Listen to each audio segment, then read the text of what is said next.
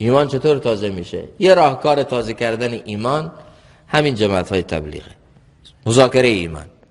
ببینید ما لا اله الا الله یکی از اعتقاد، یکی از استحضار.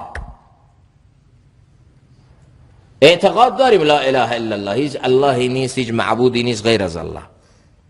اما آیا این استحضار ذهن ما هم هست، ملکه ذهن ما هم هست، مستحضر تو ذهن ما هر آن که از الله میشه از غیر الله نمیشه؟ نه، این نیست. برای اینکه این اعتقاد استحضار بشه باید دعوت بدی، دعوت بشنوی تا به یقین برسی، تا به اعتماد برسی، به باور برسی، تا اون ایمان موروثی و اون ایمان شناسنامه‌ای که از بابا بهت رسیده یه ایمان حقیقی و درست بشه. باید مذاکره ایمان کنی،